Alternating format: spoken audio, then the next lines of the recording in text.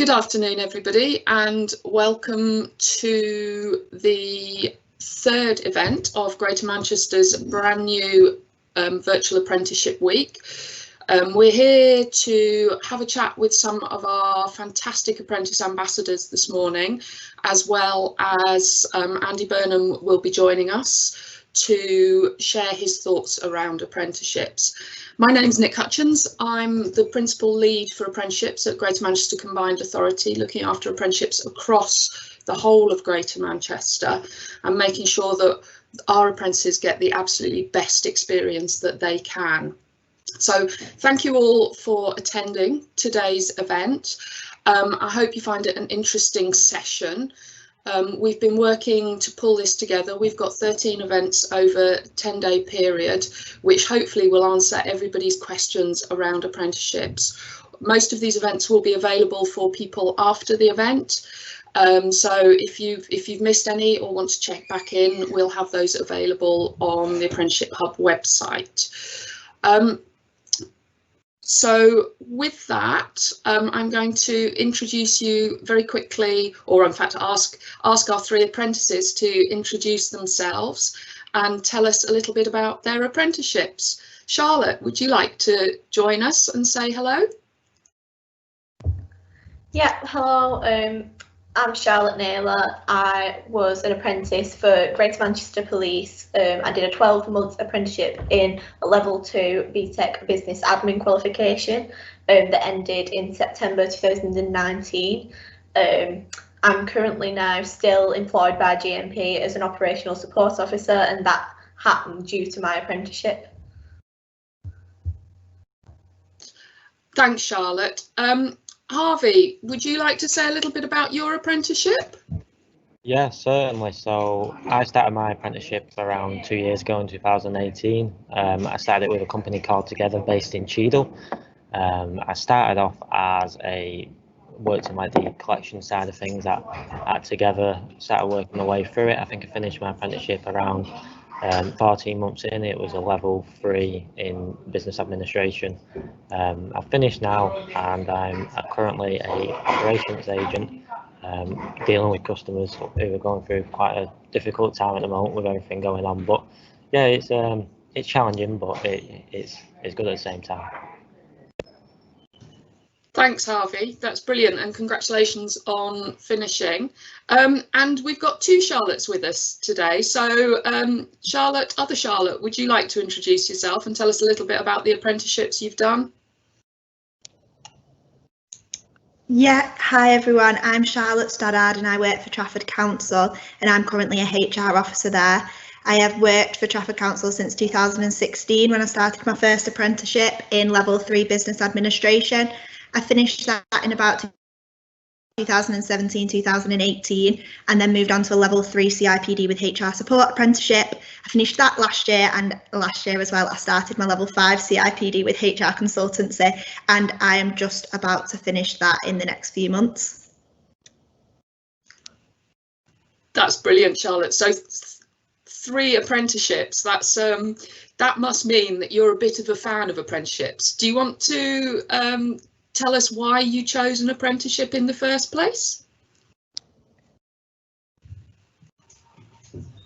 Yeah, of course. So after school I actually did go to college and do 3 A levels in history, psychology and photography, and I was really excelling in my photography qualification. It was all practical based, and I just kind of broke in exams. It wasn't a situation that I really enjoyed being in. So I just kind of looked around. I didn't really know what I wanted to do. I did apply for uni and I did get a place at Liverpool John Moores to do human resources management. So it was kind of the same route I'm on now anyway.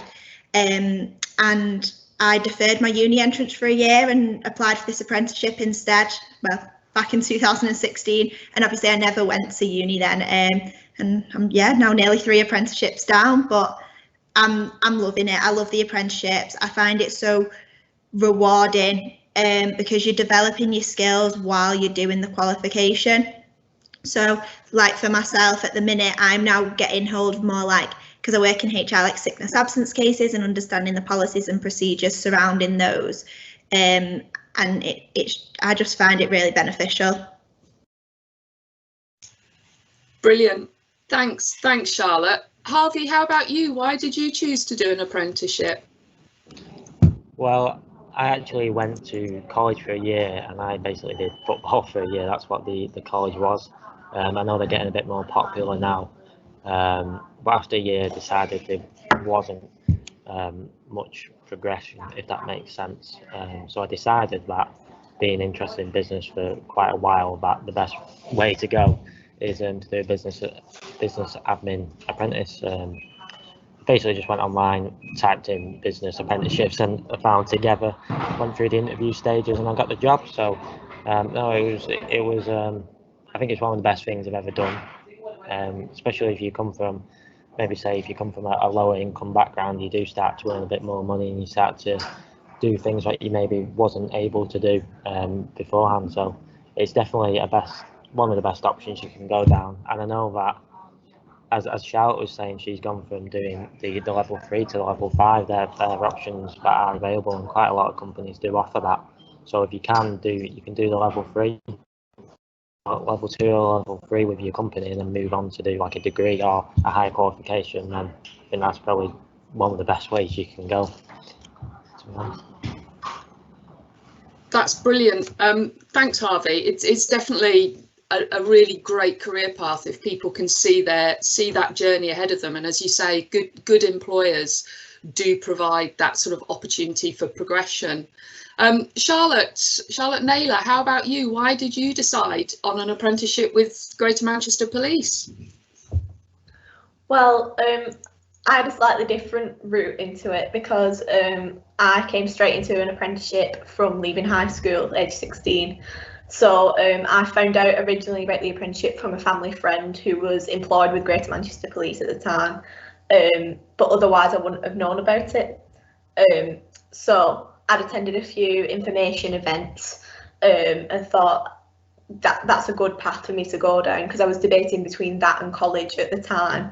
But with an apprenticeship, and this goes for all apprenticeships, especially like business admin qualifications, it can be applied in any area of work that you decide to go in after your apprenticeship, whether that's a similar route that your apprenticeship took or not. But it's learning whilst you're earning. So that's why I thought it was a better option, because you're still furthering your knowledge and education, yet getting a wage as well and gaining work experience, which a lot of employers would rather have than certain qualifications that you might get at college with less experience. That's what I found anyway when I have gone for the job of an operational support officer, which I'm currently in now. What they valued was my experience and the qualification. It's like having the best of both.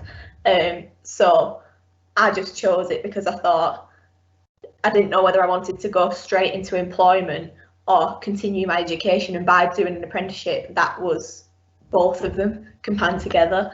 And then obviously that led me into now a full-time permanent career with Greater Manchester Police. Also with that apprenticeship, with it being with Greater Manchester Police, it's very different because it's a certain industry that a lot of people don't know much about. So I found that quite an interesting experience, and obviously loved it so much that I continued on in the organisation. And a lot of my friends as well who did the apprenticeship have gone on to complete higher level apprenticeships with DMR Training, who was our training provider for the apprenticeship. That's really good, Charlotte, and it's sort of fascinating that you found out almost by accident, but you've made a career from that opportunity. So really, it's just staying with you, Charlotte, is there anything you wish you knew or wish you'd known before you started an apprenticeship, or anything that's taken you by surprise? Well, at first, what I wished to be honest, I wish I'd have known about apprenticeships sooner. So in general, in terms of apprenticeships, I don't know whether it was just at my school, but I've heard it with quite a few other high schools and colleges as well, is that apprenticeships aren't widely sort of offered on career days and things like that.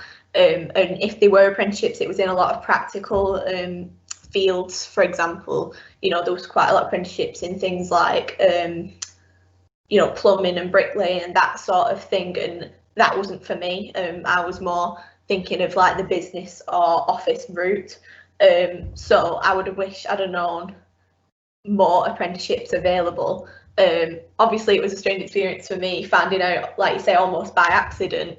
But what I do wish I'd have known before, and what was a pleasant surprise to me when I started my apprenticeship, is it is a full-time job. It's not something you do on the side. That is for me with Greater Manchester Police, it was a Monday to Friday, 8 hours a day, 5 days a week job. So you are doing a full job, you are getting paid a wage for it, and you're getting an education. And I think a lot of people don't realise that it is a full-time sort of job. I think they think it's something on the side to gain a bit of experience. So I do wish I'd have known that before, and I think a lot of people would benefit from knowing that before as well, because I think that might sort of sway more people to go into apprenticeships if they knew it was like a full-time career for them. That's fantastic. And I think it's a really good point, isn't it? Some people get very confused about what an apprenticeship can be or is, but it's fundamentally, it's your first job, isn't it? Yeah, and it was great for me because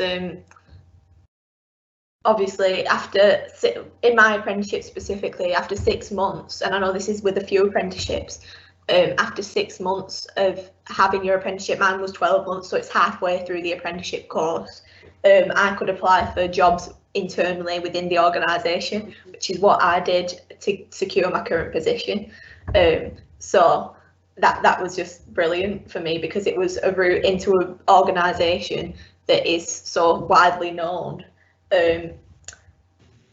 And without that, I wouldn't have known that there'd be a job at the end of it. That's really fantastic.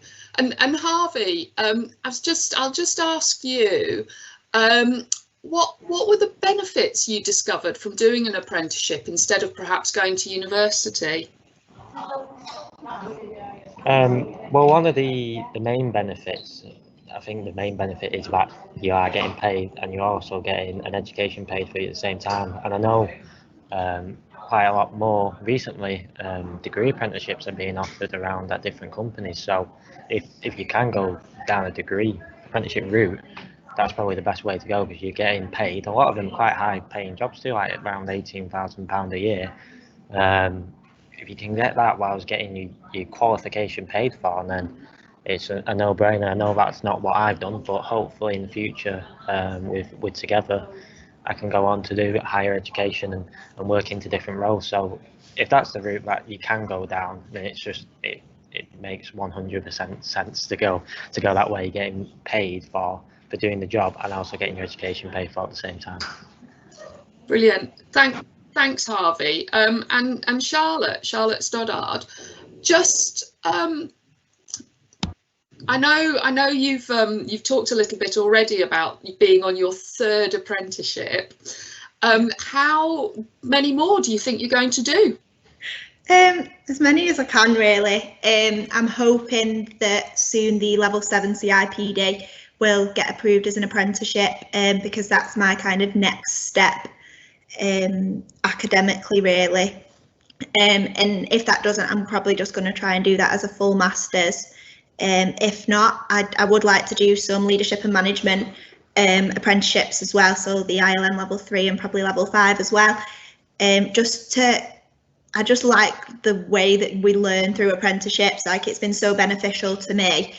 I'm very hands-on. I like to learn on the job, so that's why an apprenticeship was always probably going to be the best route for me, rather than sitting in a classroom. It's just like brought out a different side to me from college as well. So I've seen a complete change in my personal life as well as my professional life from doing an apprenticeship, and I hope that continues when I hopefully do some more.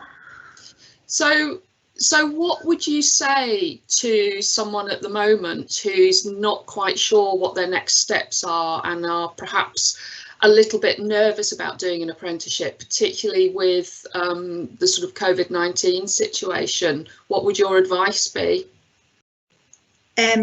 Personally, I'd say do it. We had a conversation similar to this the other day in the office, and I just said it's the best decision I ever made. Obviously, it's not for everybody, but like from my personal experience, I just deferred my uni entrance for a year. If I didn't enjoy the apprenticeship, I could have gone to uni the year after. So there is the option there to be able to do that. And like Harvey was saying before about the degree apprenticeships, there's so many more options out there now than there was when I was in that position. It wasn't, like Charlotte was saying earlier, there were more practical apprenticeships than they were business office-based apprenticeships. So I think just looking what's out there and seeing what options you have and just going and doing it, because once you've got that qualification, if you then decide, oh, I think I would like to go to uni, you've got that qualification anyway, and no one can take that away from you because you've earned it from the hard work you did on your apprenticeship anyway. That's great, and yes, definitely. So I suppose I'm going to put a question to all three of you. So someone shout up if you've got the answer. Is your organisation, has it been recruiting new apprentices recently? And are they doing that any differently to how they perhaps did it when you first applied? Harvey? At the moment, currently we're not recruiting any new apprentices. We are going through, obviously, COVID-19. It's kind of hit the business quite hard. So at the moment, they're not recruiting any apprentices. But before COVID-19, they could recruit quite a few apprentices, and they did it on a yearly basis. So I think, especially after COVID-19, there is quite a lot of apprenticeships out there at the moment. But after COVID-19, and once the business is back up and running fully, I think we'll be trying to bring on quite a few more apprentices. That's brilliant. How about GMP, Charlotte? Well, GMP do normally have 2 intakes of apprenticeships within 12 months. So that can be apprenticeships in business administration level 2, business administration level 3, and also a customer service one in which you'd be in the communications department. They normally do it every March and September. However, I've not heard anything regarding this September's intake due to the current COVID situation. However, that'd be the usual sort of protocol for GMP. But what I can put out there is, if anyone is interested in Greater Manchester Police apprenticeships of that nature, you can send an email to our recruitment team. So if you email them with an expression of interest, then they can get back to you and make you aware when the next intake is and send you an application form that way. So that email address can be found on the Greater Manchester Police recruitment website. So I would say if anyone out there is interested, they will be doing more intakes, just not at the moment with the current COVID-19 situation. Brilliant. Thanks, Charlotte. That's really helpful and really useful, I think, for people that are sort of dialing in and listening. I believe Andy is now been able to join us. Can I just check whether Andy is available to come online? Okay, he's not here just yet. We're working on it, so he will be with us very shortly. We need to just get that sorted for him. Another question really then, I think people would be really interested to know how your jobs have changed during COVID-19 and whether you're still in the office, whether you've been working from home. So Harvey, how's your apprenticeship changed and has the learning been different? Yeah, so with my role, as lockdown started on the 16th of March, we all worked from home. Anyone who could work from home anyway, so I'll say about 95% of the business started working from home. It was a bit different, obviously, working from a laptop and working from your home phone. It was a little bit different. It was nice though, you know, you didn't have to commute times and things like that, so you did get a bit of extra time. But we are now back in the office, so I think about 60% of the business is back in the office, so yeah, it was strange, but it's all getting back to normal now, back to how it was, I think. Okay, that's great to know, and I think that's what's happening for a lot of people. How about you, Charlotte Stoddard? Sorry, there's just a plane flying over my house. So my role completely changed. We set up something called the GM Resource Hub at Trafford, which was redeploying non-critical people into business critical roles that we needed through a skills survey. So once that hub got set up, I got redeployed onto the hub in the analysis and match team to analyse the surveys that had come in and match people to the business critical roles that we needed them to go on. So at the start of lockdown, I was in the office because obviously it was a new team, so we needed to make sure everything was working properly. And then as lockdown got a bit stricter, I started working from home, and I've been at home since, really. I've been moving around the house quite a lot. Obviously, working in HR, I have quite a lot of confidential meetings, and I've got mum and dad at home. So I'm trying to move around the house and trying to keep having them confidential meetings as confidential as possible.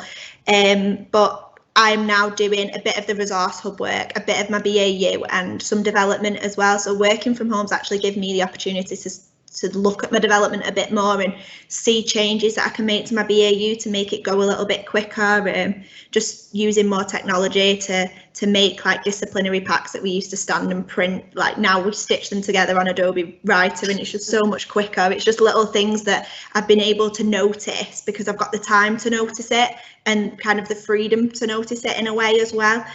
So yeah, I've been able to focus on my development a lot more, which has been really interesting. So it's been quite good to work from home for me. Oh, that sounds fantastic. How about you, Charlotte? Any changes? Anything different? Well, for us in GMP, some of the office staff have been working from home, so some of the police buildings have been a little bit emptier than usual. However, with my role specifically, I've stayed in the office throughout. So I've still been attending the office to do my work. That's mostly because a big chunk of my work does include assisting officers with administrative support, but also practical checks. So for example, assisting with checking the vehicles are safe and things of that nature. So it wasn't a massive change for me because it was my usual office work. However, for a lot of my colleagues, they've been working from home and I've had to sort of navigate the way through that. But as it stands, from what I've heard, they all seem to be getting on quite well working from home.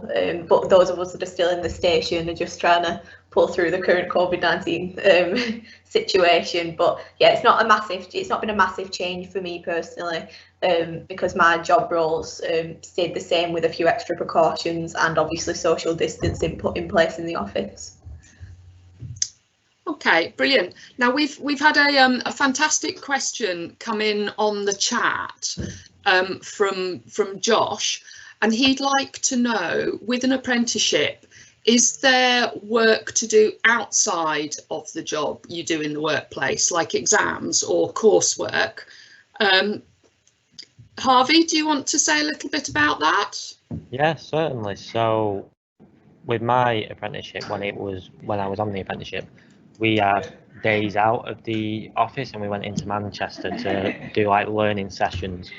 They were quite good. It gives you a bit of a break from being in the office all the time. You get to go and meet people you've not met before and get to do some like just solid learning for a day. Because with my apprenticeship, I did most of my learning like on the job over the internet. So we have like days out where you could go and do some education. And also with my job, we have what we call Let's Get Green. It's been a bit cancelled with COVID-19, but we get days out where we can do planting trees and things like that, trying to help the environment. So there is quite, depending on what business it is and what they offer, there is quite a few different things you do outside of the workplace. That's brilliant. How about you, Charlotte Stoddard? Is it all in the job, or are you in college for exams or coursework and that sort of thing? So my 3 apprenticeships have all been delivered a bit differently, which means the work's completely different. So my first one, my level 3 business admin, that was all distance. So once a month, my assessor used to come into work to see me, to see what work I'd been doing.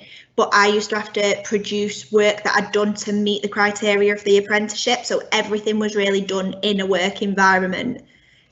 So if the work was like the title of the assignment was to plan an event, I'd show how I'd planned that event, but it was a work job anyway, so it wasn't anything above and beyond that I was doing really. My second apprenticeship, my CIPD level 3, that was like night school, so it was 5 till 9 every Thursday, where we went and did the theory, and then I'd obviously have to do some work outside of that assignment wise. And the same with my level 5, that's on a Thursday afternoon, so work give me the afternoon to go to college, learn the theory, and then I do a lot of development in work, but again the assignments are all done outside of work. So it's just really managing your time properly to be able to get them done, but it's so worth it. It can be difficult at times, obviously, trying to write a 3,000 word assignment and do a full-time job at the same time, but you do it because it's a qualification that you need at the end of the day, especially for myself in HR. It's a qualification you need to be able to practice and carry on your career. So it's just something that you do, but it depends on the apprenticeship that you do, how much exams or coursework or things like that you would have. Brilliant. Thank you. Thanks, Charlotte. I'm very, very pleased to let people know that I think we've managed to sort out the technical issues and have now been joined by Andy Burnham, which is absolutely fantastic. Are you there, Andy? I am. I hope we've got a digital apprentice on the line who could help me out in future, because it was a bit I don't think we do. I don't think we've quite got that, but we're doing okay. I could hear everybody, and everyone has been making some fantastic contributions, so it was great to listen to everybody. I'm sorry, frustrating that I couldn't join in as well. No problem. Thank you for coming to join us. Would you like to perhaps just introduce yourself a little bit? I know the 3 apprentices that are with us have got some burning questions for you, but would be great if perhaps you could say a little bit about apprenticeships and why we find them such a crucial part of Greater Manchester's skills landscape.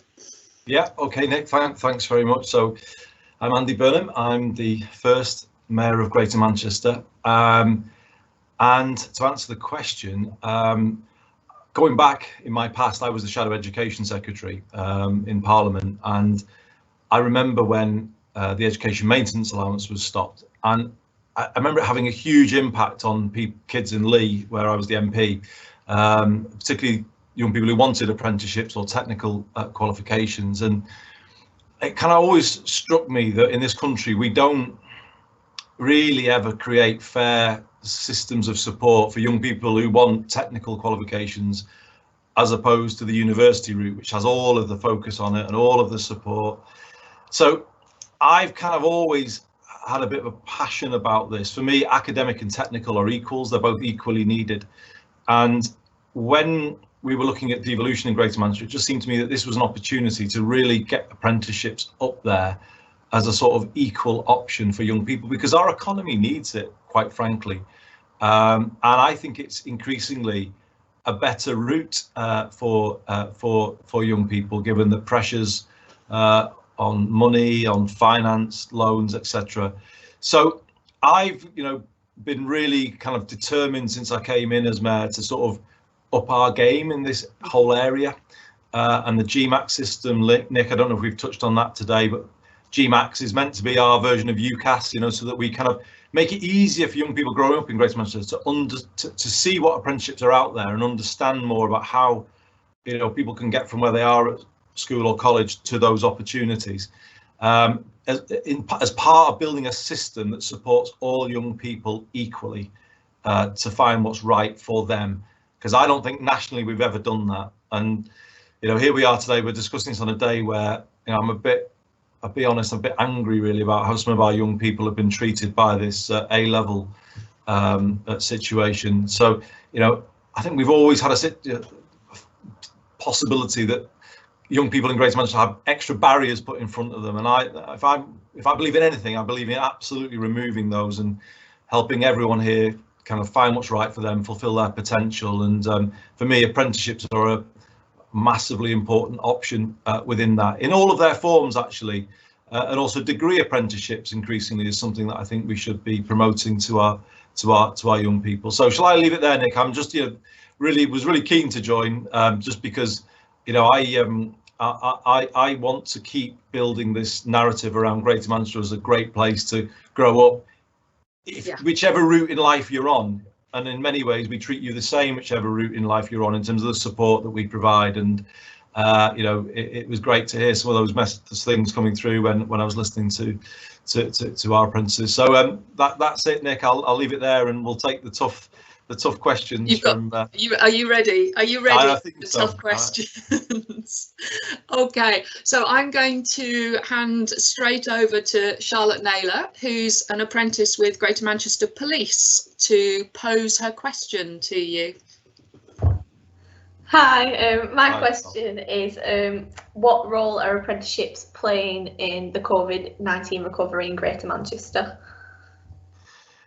Well, hopefully a very big one, because I think young people have been impacted harder than anyone else actually. I can see it in my own family. The disruption to young people's lives has been pretty massive actually, coming out of this. And I just think, apprenticeships are a big part of how we then kind of help people get back on track and create a route that is right, given the circumstances that people are finding themselves in. And there may be some people today, wrongly in my view, but are thinking more about apprenticeships and not uni anymore because of what's happened over the last 24 hours. And we've got to help people towards those options. So, I'm talking to the government about creating a young person's guarantee here, and that is about making sure that everyone's got something to go to, so that we don't have a long-term impact from this situation on young people. So if it's not study, then it could be work, and it could be an apprenticeship. And I would like to massively expand the number of apprenticeships that we provide, both in the public and the private sector. Fantastic, Charlotte, you've been able to secure an apprenticeship with Greater Manchester Police. I think that's a fantastic opportunity. I'd just like to see more of them. So for me, young people, the recovery is about young people. If we don't help young people in this moment, then I think we'll have bigger consequences from this crisis going forward. And I think apprenticeships have a kind of a crucial and a central role in Greater Manchester's recovery.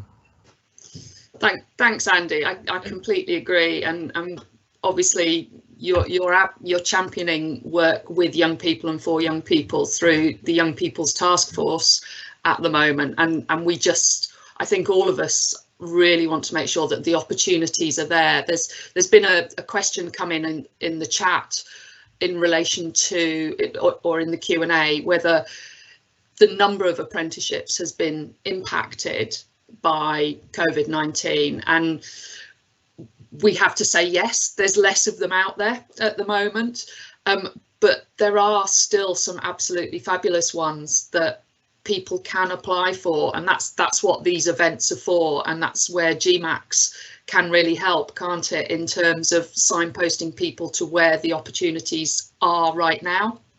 Definitely. So what businesses often say to me, Nick, is how can we help now?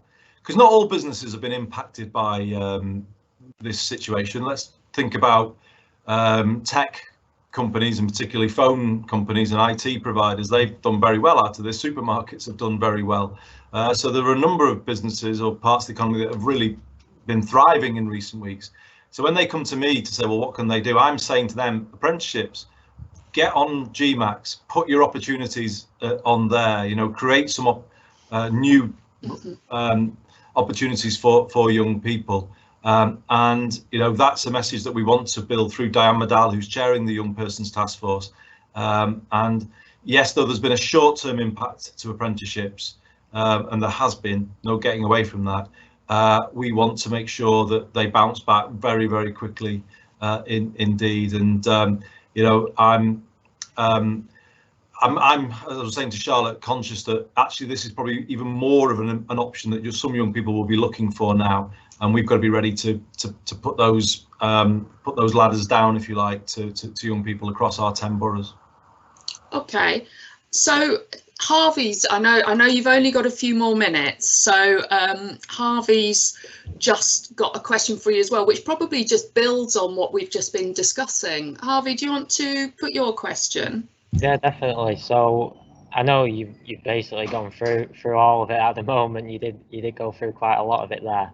My question is, how especially during this time, how are we helping young people discover and access apprenticeships? I know you've said about GMAX, and I know that recently there's the free bus pass for 16 to 18-year-olds to get from A to B. I know that was definitely a problem that I had getting to work and back. I think at first I had to get 2 or 3 buses.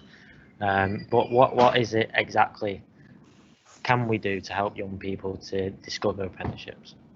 Yeah, well, so GMAX is obviously the main thing I would point to, Harvey, and it was launched earlier this year, and in many ways wasn't wasn't fully formed at that point, so it's kind of almost been a bit thrust into the limelight a bit early. But I'm really glad we did launch it, because in time I want this to become the main thing that young people, the go-to place for young people in Greater Manchester. If anybody wants a work-related opportunity, I want them to think GMAX in the way that people think UCAS for university. They just think GMAX, and then they can see a wealth of things on there. And that's what I was saying about companies. I want companies to use GMAX. I keep saying to them, look, put all of your opportunities there. And then I think that will help young people see the kind of range of things that are out there. But the RPass, the free travel, is very much linked to it. Because it's one thing giving young people information. If you don't give them confidence that they can also access those opportunities, then what are they really meaningful if you've not really supported people to access them? So even though it's difficult at the moment, we have committed to a new round of applicants for the RPass, and people can apply now for the next RPass that starts in September. We've given care leavers access to RPass up until the age of 21, because we recognise that there are young people who perhaps have bigger challenges when they don't have a mum and dad to fall back on, who need extra help to access apprenticeships. And actually, to be honest with you, just rather than constantly thinking purely of the apprenticeship and applying for it, I think we also need to do more to support young people with sort of mental health support and the sort of wider issues, that maybe come a bit before you actually get to applying for an apprenticeship. That I think is an issue that we need to give a bit more attention to. For some young people, it might mean they need to do some volunteering before they can apply for apprenticeship, or a work placement before they can apply. So sometimes we need to kind of create a bit of a pathway, if you know what I mean, towards getting people to a position when they're then ready to apply. So it's a mix of all of those things, Harvey, is what I would say. But I think the task force is going to really help us go through the voice of young people being part of it. Kind of not us tell you what we think you need, but you tell us what you need, and then we try and respond to it. So that's the approach we're taking. Yeah. Thanks, Andy. And I think I just mentioned we have our pass for young people, but for apprentices that are no longer fall into the young category, we also have a bike offer with Transport for Greater Manchester. So any apprentice can access a free bike, which at the moment is a fantastic opportunity. Nick, yeah. I don't want to be the new Norman Tebbit. For the young people on this call, they won't know what that name means, but there was somebody in the 1980s who once said, get on your bike, if you need to get on your bike to get a job, and it was like, didn't go down well at the time, did it? So he was kind of implying that people were too lazy to go and find a job, and yeah, so while I'm in favour of the scheme, I think I'll be careful in how it's promoted, I think. But Harvey, did you have a follow-up? Did you want to come back on what I was saying before? No, I was just saying I really appreciate what you were saying, and I think the mental health side of it is a big issue. I know, especially with, let's say, lower income backgrounds that people do have. It's kind of, you've got a lot of struggles going on at home, and then it's hard to even consider what your next step is. So I feel like that is probably one of the main things that if you can focus on that, then let's focus on that, because if we can tackle the problem even before getting a job, then that gives the maximum opportunity, doesn't it, for people to get a job. So yeah, I appreciate what you were saying. Well, that's really well said, and thanks for coming back on that. And I will be saying that to Nick and the team at the Combined Authority, that I think, like anything now in the world that we're in, the way we support apprentices and people applying for them maybe have to change a little bit, because, you know, young people's confidence, mental health has been damaged by this, hasn't it? You know, it's not the same for anybody as it was going back a few months ago. So I think we've got to recognise that there's a sort of wider package of support that might be needed here, and don't just expect, oh well, we've created GMAX and here's these opportunities, just expect that's enough. It won't be enough. I think young people's lives have been derailed by COVID, and we need to recognise that and provide a kind of really sort of whole person sort of package of support. Definitely. Thank you. Andy, is there anything else that you'd like to sort of add or say in terms of around apprenticeships or for young people? We know that there are plenty of young people that have managed to continue, or plenty of people continue their apprenticeships, and some have completed and achieved over this weird and wonderful last 4 or 5 months that we've been living through. So I think that's fantastic. But was just wondering if there was anything else you'd like to add as we come to an end on the session. I don't know, does Charlotte want to ask a question as well, or we run out of time, Nick? Or if we've got time, Charlotte, definitely. If Charlotte asks me something, because I want to move on, and then I'll just say my final bit, Nick, and then then I'll be gone, I'm afraid. Okay, thank you. Thank you. So my question is, what role do apprenticeships have in reskilling those that have lost jobs because of COVID-19? Now that is a fantastic question, because I think there's a kind of other group of young people, isn't there, who were on a certain path and may have found all of a sudden that it's kind of vanished on them. And I think you're right. You know, we've got this kickstart scheme that's coming from the government, which is obviously a kind of incentive scheme to help get young people into work, and whether we can link that to apprenticeships as well, I think that's an opportunity. I think if I look to what we've got to do coming out of this, we've got to maybe get quicker into things like the green economy and the digital economy, and I think sort of training people in some ways for those opportunities is going to be a really important part of what's coming. So, you know, one of the things I'm talking to the government about is zero carbon homes. So if we're going to hit our target to be zero carbon by 2038, we've got to get cracking with a construction program that means we can kind of, what we could say, retrofit people's properties. And I'm told that could create thousands of jobs in Greater Manchester that currently don't exist. And if we can pull off something like that, I think it's really important that we allow a retraining option for, say somebody who did traditional construction as an apprenticeship, then just to take a step into what you would call modern methods of construction, green construction, or somebody who perhaps needs help to just kind of switch to more digital economy, because, you know, there are growing opportunities there, given everyone's now doing more online. So I think you're asking a really good question, how we help people retrain and kind of redirect maybe coming out of this. And we are asking the government for funding to do a lot of those things. So whether they'll listen or not, I'm not sure, because I'm a bit annoyed today, as you probably picked up. I mean, I just think we've got to be really careful here, just to answer your final question, Nick, about young people coming from this. I remember, I mean, I know it seems a long time ago, but I was your age in the early 1990s, where I went to university and I came back to Manchester, and I kind of wanted to work in Manchester, and I spent probably about 6 months sending letters off to all kinds of organisations, and most times not getting a reply.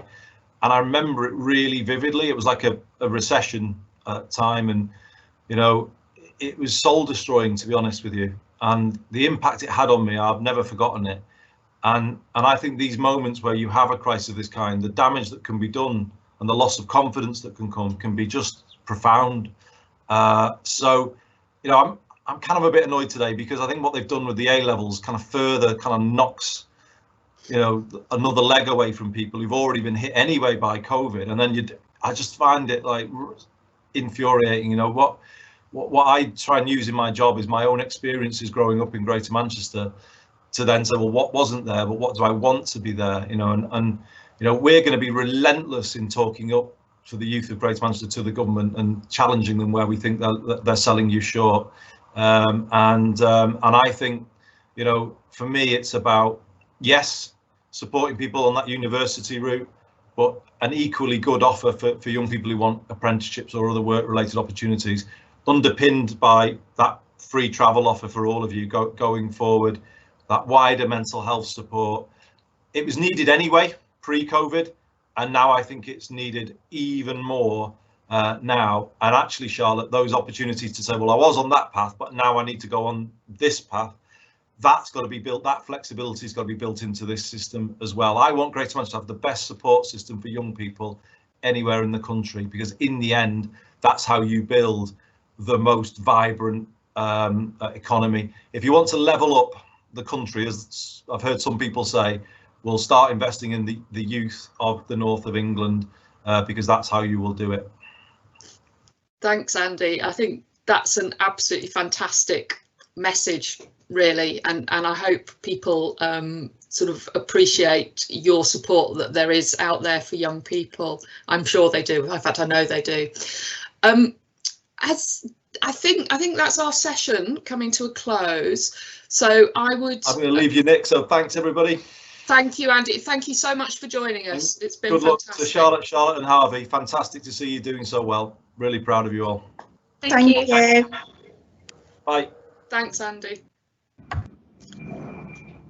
Okay, so thank you, everybody. I'd really like to thank all our presenters who've joined us this morning, Charlotte and Harvey, and thank you for sharing a little bit about your journey, your stories and your insights into what being an apprentice is really like, and what it means, and the fantastic start to your careers that it can create.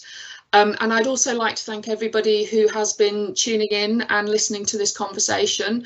We will pick up any questions that have come up that we haven't been able to cover. We will make sure that we have a response to those, and you can keep up to date with all our other Virtual Apprenticeship Week events through the GMAX website, or by following us on Twitter at BridgeGM or the See Different Hub. We'll make sure those links go in the Q&A, and I think we've got a final slide that can just show you what's going on for the rest of the week with those links on it.